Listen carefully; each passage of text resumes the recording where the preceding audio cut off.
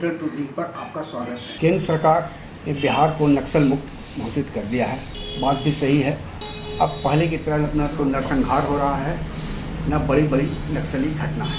लेकिन गया और झारखंड की सीमा पर नक्सलियों के नाम पर पिछले 1 साल से ईंट भट्ठा, तेंदुपत्ता और ठेकेदारों से करोड़ों रुपए की लेवी वसूल की गई है।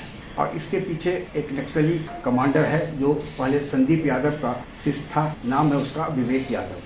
उसके साथ 2 और हैं शागिर्द, झारखंड का है और एक उसी के आसपास के गांव का रहने वाला है। नक्सली उन्मूलन के लिए केंद्र सरकार की ओर से गया को 1 बटालियन CRPF, 1 बटालियन SSB और 1 बटालियन कोबरा का अलॉटमेंट है। यानी करीब 3000 के आसपास नक्सली उन्मूलन के लिए जवान से लेकर अधिकारी प्रतिनियुक्ति यानी तैनाती गया में है। इसके अतिरिक्त 47 बटालियन कोइलवर का भी 1 या 2 यूनिट गया में रहता है। आखिर क्या कारण है कि एक नक्सली अपने 2 सहयोगियों के साथ डुमरिया, इमामगंज, बांके बाजार, मैगरा, करबंधा आदि इलाकों में दिन के उजाले में घूमता है, लेवी की मांग करता है, न देने के कारण पहले JCB को भी जलाकर वो अपने पूर्व के दहशत को कायम करने में कामयाब है। कारण स्पष्ट है कि चाहे वो कोबरा हो, CRPF हो, SSB हो, इनकी जो इंटेलिजेंस यूनिट है वह पूरी तरह फेल हो चुकी है। या कहे दूसरी ओर, या तो वह फेल है या फिर उसका संरक्षण नक्सलियों को प्राप्त है। नक्सलियों को कहना अतिशयोक्ति होगी क्योंकि मात्र 3 ही हैं और इन लोगों ने एक गिरोह बना रखा है जिसमें इलाके के छुटभैया अपराधी हैं। सूत्र बताते हैं कि AK-47 भी इनके पास है और यह घटना को अंजाम देकर तुरंत फरार हो जाते हैं, पर्चा पोस्टर छोड़ जाते हैं और लेवी की मांग करते हैं। गया में यानी जिला मुख्यालय में SSB और CRPF के DIG की भी तैनातगी है। मतलब आप इसी से अंदाजा लगा लें कि गया को नक्सल मुक्त कराने के लिए केंद्र सरकार ने अपनी ओर से कोई कोर कसर नहीं छोड़ी है।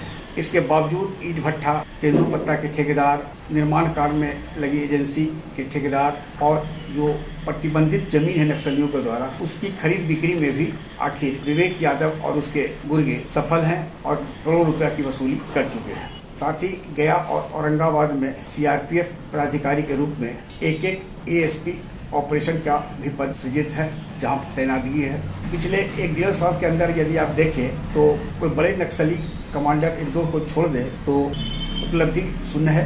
और जो भी उपलब्धि है वह स्थानीय पुलिस की है, जो कई वर्षों से या तो फरार नक्सली है, अब मेन स्ट्रीम में आ चुके हैं, अपने घर में रह रहे हैं, या जिनका जमानत रद्द हो चुका है, उनकी गिरफ्तारी हो रही है। और मैगरा, डुमरिया, बांके बाजार, लुटुआ, इमामगंज, रोशनगंज, चकरबंधा क्षेत्र के साथ साथ औरंगाबाद के मदनपुर और देव में एक साथ यदि SSB, CRPF, कोबरा की सिर्फ सघन पेट्रोलिंग हो जाए तो विवेक और उसका जो साथी है वो आराम से पुलिस के हत्थे चढ़ सकता है। लेकिन ऐसा नहीं हो रहा है और उसका असर यह है कि जो लोग नक्सलियों की धमकी के बावजूद उन्हें लेवी नहीं दे रहे हैं और इस संबंध में पुलिस थाना में भी अपनी शिकायत दर्ज करा रहे हैं, लेकिन उन्हें संरक्षण नहीं मिल रहा है अर्धसैनिक बल या पुलिस का, तो मजबूरन आज न कल, क्योंकि उनकी जान को भी खतरा हो सकता है, तो फिर नक्सलियों को लेवी देने के लिए मजबूर होंगे और फिर एक दहशत का माहौल इलाके में कामयाब होगा। और इसका असर यह पड़ेगा कि गया और औरंगाबाद के साथ साथ जो सीमावर्ती है झारखंड का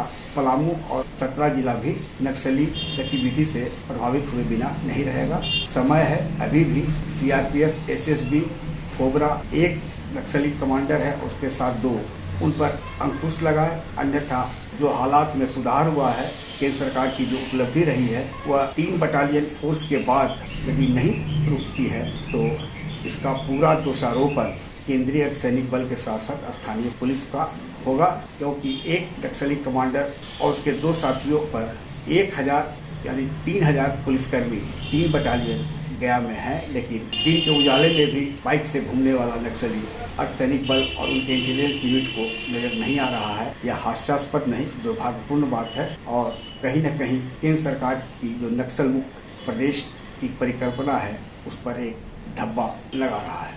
आग्रह है कि इस वीडियो के लिंक को लाइक, शेयर, सब्सक्राइब अवश्य करें। धन्यवाद, नमस्कार।